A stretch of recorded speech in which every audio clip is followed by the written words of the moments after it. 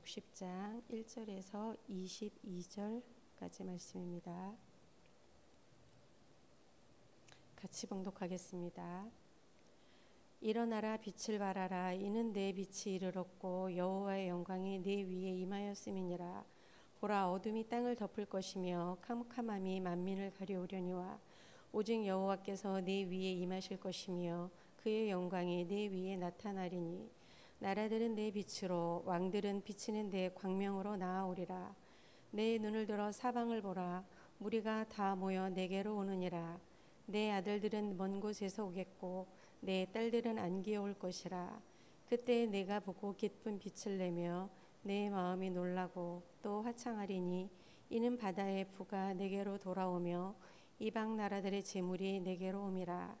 허다한 낙타, 미디안과 에바의 어린 낙타가 내 가운데 가득할 것이며 스바 사람들은 다 금과 유향을 가지고 와서 여호와의 찬송을 전파할 것이며 게달의 양 무리는 다 내게로 모일 것이요 느바요스의 순양은 내게 공급되고 내 제단에 올라 기꺼이 받음이 되리니 내가 내 영광의 길을 영화롭게 하리라.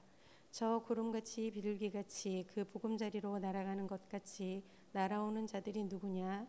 곧 섬들이 나를 앙망하고 다시스의 배들이 먼저 이르되 먼 곳에서 내 자손과 그들의 은금을 아울러 싣고 와서 내 하나님 여호와의 이름에 드리려 하며 이스라엘의 거룩한 이에게 드리려 하는 자들이라.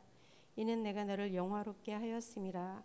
내가 노하여 너를 쳤으나 이제는 나의 은혜로 너를 불쌍히 여겼은즉 이방인들이 내 성벽을 쌓을 것이요 그들의 왕들이 너를 섬길 것이며 내 성문이 항상 열려 취하로 닫히지 아니하리니 이는 사람들이 내게로 이방 나라의 재물을 가져오며 그들의 왕들을 포로로 이끌어오매라. 너를 섬기지 아니하는 백성과 나라는 파멸하리니 그 백성들은 반드시 진멸되리라. 레바논의 영광 곧 잣나무와 소나무와 황양목이 함께 내게 이르러 내 거룩한 곳을 아름답게 할 것이며 내가 나의 발 둘 곳을 영화롭게 할 것이라. 너를 괴롭히던 자의 자손이 몸을 굽혀 네게 나아오며 너를 멸시하던 모든 자가 네 발 아래에 엎드려 너를 일컬어 여호와의 성읍이라 이스라엘의 거룩한 이의 시온이라 하리라. 전에는 네가 버림을 당하며 미움을 당하였으므로 내게로 가는 자가 없었으나 이제는 내가 너를 영원한 아름다움과 대대의 기쁨이 되게 하리니 네가 이방 나라들의 젖을 빨며 뭇 왕의 젖을 빨며 나 여호와는 내 구원자 내 구속자 야곱의 젖는 자인 줄 알리라. 내가 금을 가지고 놋을 대신하며 은을 가지고 철을 대신하며 놋으로 나무를 대신하며 철로 돌을 대신하며 화평을 세워 관원으로 삼으며 공의를 세워 감독으로 삼으리니 다시는 강포한 일이 내 땅에 들리지 않을 것이요 황폐와 파멸이 내 국경 안에 다시 없을 것이며 내가 내 생벽을 구원이라 내 성문을 찬송이라 부를 것이라.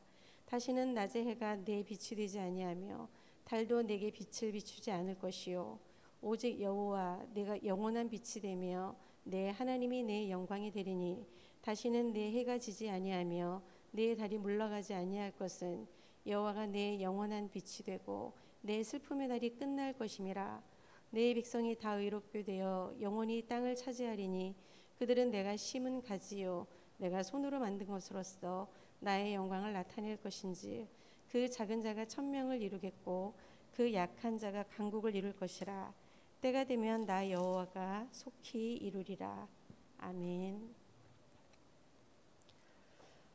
이스라엘이 가나안으로 들어가기 전에 레위기 18장에 보면 하나님께서 너희들이 나중에 가나안 땅에 들어가고 나면 그곳에서 가증한 일을 행하지 마라. 만약에 가증한 일을 행한다면 땅이 너희들을 토하여 내칠 것이다 라고 말씀을 하십니다.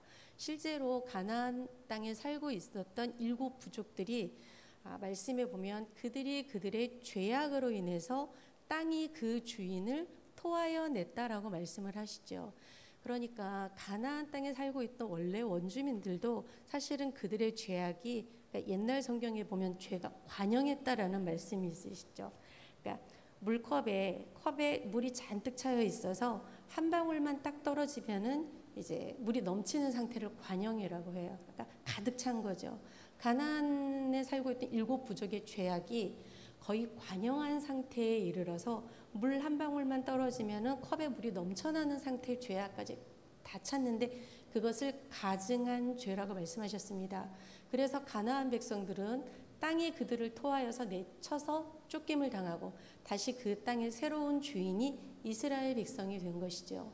하나님께서 이스라엘 백성들을 애굽에서 꺼내어서 가나안에다가 심으신 것입니다. 그렇게 심으시면서 말씀하시죠. 그 전에 살던 땅의 주인이 가증한 일을 행하여서 땅이 그 주인을 토하여 냈으니 너희들도 그 땅에 들어가면 가증하게 행하지 말고 하나님의 율법을 가까이 하고 하나님의 말씀 중심으로 살아라. 이 말씀을 레위기 18장에 가르쳐 주십니다. 결국 그들이 하나님의 은혜로 새로운 땅에 들어가서 자신들이 짓지 않은 집, 자신들이 짓지 않는 농사의 열매를 먹으면서 하나님의 은혜를 누리고 삽니다. 근데 시간이 지나고 난 다음에 하나님께서 분명히 그렇게 엄중히 말씀을 하셨음에도 불구하고 망각의 이 은혜를 가졌던 이스라엘 백성들이 사실 우리의 모습이죠. 그들이 점점 하나님의 말씀과 경고를 잃어버린 채 그들이 원래 살고 있었던 가나안 땅 원주민이 행했던 일들을 똑같이 따라합니다. 지난주에 저희가 말씀을 들었는데 이제 몰렉이라는 신에게 자녀들을 불태워서 드리는, 그러니까 인간이 드릴 수 있는 신을 향한 최고의 존경심과 종교심이라고 생각을 할 수가 있어요. 전쟁에 졌을 때 심지어 왕이 자신의 아들을 불태워 드렸던 적도 있죠. 그렇게 자신의 아들들을, 자신의 자녀를 불태워서 몰렉이라는 우상에게 드리기도 하고, 하나님이 가증한 일이라는 것을 두 가지로 정리를 하셨는데, 한 가지는 우상 숭배에 대한 문제와 두 번째는 사회적인 문제였습니다. 우상 숭배는 이스라엘 백성들은 단 한 번도 하나님을 저버린 적이 없어요. 버리지 않았어요. 중요한 것은 항상 하나님을 섬기면서 다른 신을 같이 섬겼던 것이 문제였습니다. 하나님을 버린 적이 없어요. 우리도 하나님을 버리지 않잖아요. 그런데 늘 하나님과 다른 신을 겸하여 섬겼습니다. 그것이 첫 번째 문제였고, 두 번째 사회적인 문제는 가난한 사람들이 더 가난해지고 없는 사람들이 착취를 당하는 문제들이 끊임없이 발생을 하게 되었습니다. 이스라엘은 가난하게 살 수 있는 구조가 아니라고 우리가 여러 번 듣지 않았습니까? 하나님께서 그 각자의 지파의 개인의 분량대로 땅에다가 금을 다 그어가지고 하나님이 무상으로 주셨단 말이죠. 이곳에서 자녀들과 행복하게 더 대를 이어서 농사를 지으면서 살라고요. 그리고 심지어는 어떠한 문제가 있어서 그 땅을 내가 빼앗기게 되는 경우가 생기면은 걱정하지 않아도 돼요. 왜냐하면 나와 가장 가까운 친족이 내가 노예로 팔리거나 내가 재산을 잃었을 때 나의 신병과 나의 재산을 보호해 줄 수 있는 제도가, 가장 가까운 사람, 고엘 제도가 있었단 말이죠.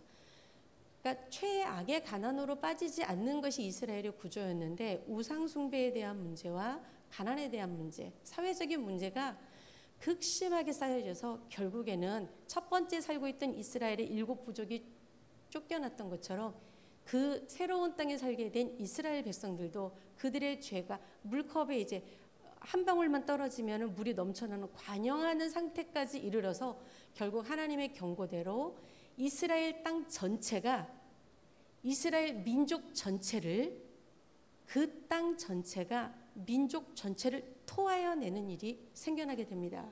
그래서 이스라엘이 이제 하나님 먼저 경고를 하시면서 두 동강으로 나라가 쪼개지잖아요.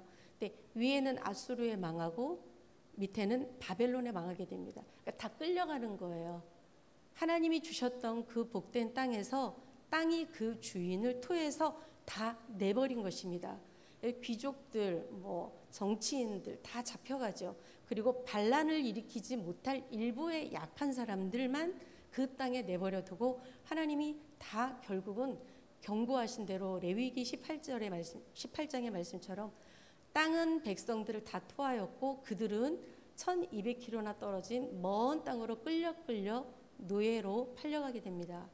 70년이 지났어요. 오늘 우리가 읽은 이사야 60장의 말씀에 일어나라 빛을 발하라라는 말씀은 이제 매를 맞아서 그들이 그들의 죄악 때문에 그들의 땅에서 쫓겨났지만 하나님께서는 그들의 죄를 그냥 그 상태로 내버려 두지 아니하시고 시간이 지나 하나님이 정하신 때가 되었을 때 그들을 다시 회복시켜 주시겠다라는 약속의 말씀을 한 것이 오늘 저희들이 읽은 말씀입니다. 이 사람들이 땅이 토하여져서 끌려갈 때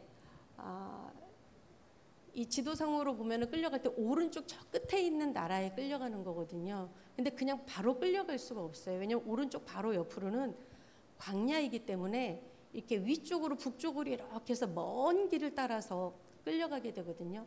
근데 70년을 그렇게 끌려간 곳에서 살다 보니 그들의 한결같은 소망은 늘 언제 우리가 우리의 고향 땅으로 돌아갈까? 우리에게 주셨던 그 땅에서 언제 다시 예배를 드릴까? 우리가 그 땅에서 어떻게 자녀들을 양육하면서 아내와 남편과 행복하게 살까?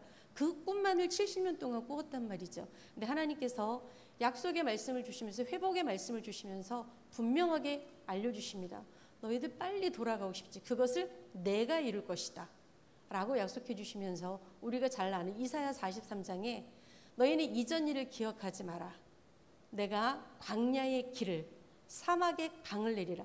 원래 끌려갈 때 이렇게 둥그렇게 북쪽으로 갔다가 끌려갔는데 올 때도 북쪽으로 갔다가 다시 이렇게 내려와야 되는 지도이거든요.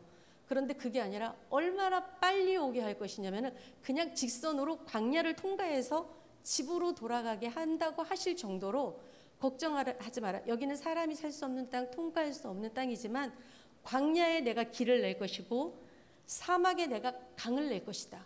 그렇게 해서 너희들을 회복하게 할 것이다 라고 약속해 주시는 말씀이세요.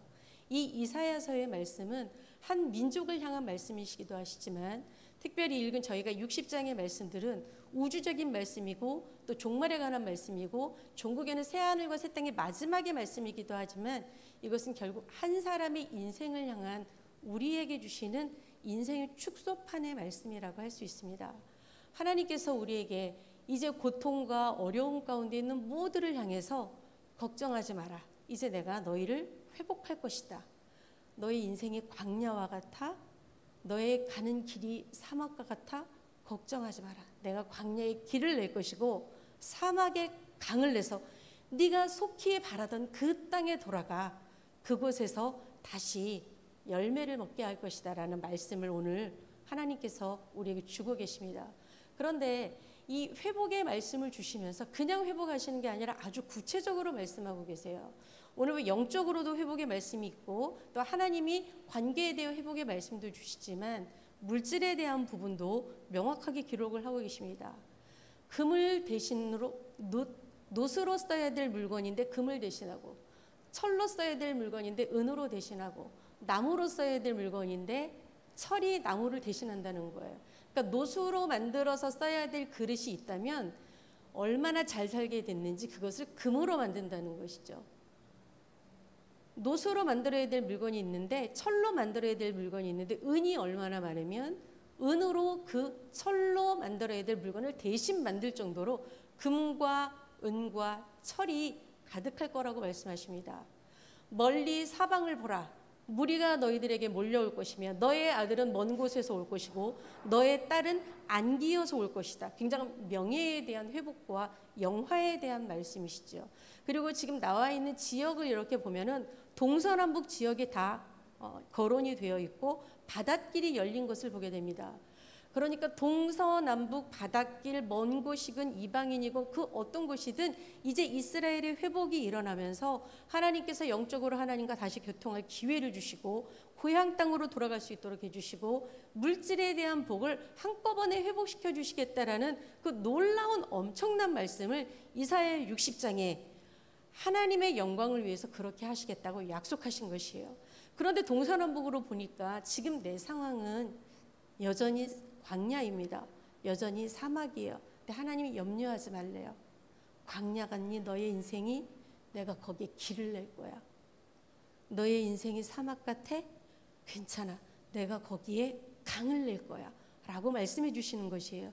그리고 이제 너 당당하게 이전 일은 잊어버리고 일어나서 빛을 발해라. 동서남북에 있는 많은 사람들이 너를 향해서 흉보하지. 하나님께 버림받아진 백성이라고. 그런데 이제 당당하게 일어나서 수많은 사람들에게 하나님이 나를 회복시켜 주셨어라는 것을 간증할 수 있게 해주시겠다라는 말씀이세요. 하나님은 상식을 뛰어넘는 기적을 행하시는 분이시지만 상식을 무시하시는 분은 아니십니다. 창세기에 하나님이 천지를 창조하실 때 첫째 날, 둘째 날 쭉 나올 때 셋째 날 식물을 창조하시잖아요. 씨 가지 식물을. 그러니까 파랑색, 초록색 식물을 셋째 날 만드시고 해, 달, 별은 넷째 날 만드십니다. 상식적으로 생각하면 해가 먼저 만들어지고 다음 날 식물이 만들어져야 되잖아요. 그래야 광합성 작용을 해서 식물이 살지요. 그런데 하나님께서는 식물을 먼저 만드시고 다음 날 해를 만드셨어요. 우리의 상식과는 정말 다른 순서이죠. 해가 없으면 식물이 죽을 텐데, 내가 물질이 없으면 내가 살 수 없을 텐데, 내가 건강이 없으면 죽을 텐데, 내가 인맥이 없으면 여기서 불이익을 당할 텐데, 나는 저 해가 반드시 있어야 하는데 라고 생각한다는 거죠. 그런데 셋째 날에 만들어졌던 식물을 키우시는 분은 하나님이세요. 저 태양은 그냥 눈에 보이도록 하나님이 걸어놓으신 거예요. 그래서 내 인생이 광야와 같고 사막과 같아도 내 인생에 지금 아직 식물은 있는데 해가 없는 것 같은, 정말로 눈에 보이는 게 없는 것 같은 이런 어두움처럼 보여도 하나님이 말씀하세요. 걱정하지 마라. 내가 할 것이다. 라는 약속의 말씀을 오늘 이사야 60장에 들려주고 계시는 것입니다. 지금 혹시 인생 한복판에 광야의 길을 걷고 계신다고 생각하시는 분이 계십니까? 아니면 지금 내가 사막의 길을 걷는다고 여기고 계시는 분이 계십니까? 아니면 실제 내 상황이 아무도 도와줄 사람도 없고 식물은 덩그러니 있는데 이 식물에 영양분을 공급해줄 해가 없는 것 같아서 고통에 처한 분이 계십니까? 하나님의 말씀을 오늘 붙드세요. 하나님이 하시겠다고, 동서남북에서 이 모든 일을 회복해 주시겠다고 이 말씀을 믿고 오늘도 주의 말씀 위에 견고하게 서서 회복의 은혜를 경험하고 하나님의 손길에 강하게 붙들린 바 되어져서 일어나서 이제 당당하게 빛을 발하는 우리 모든 성도님들의 오늘이 되기를 주님의 이름으로 축복합니다. 기도하겠습니다.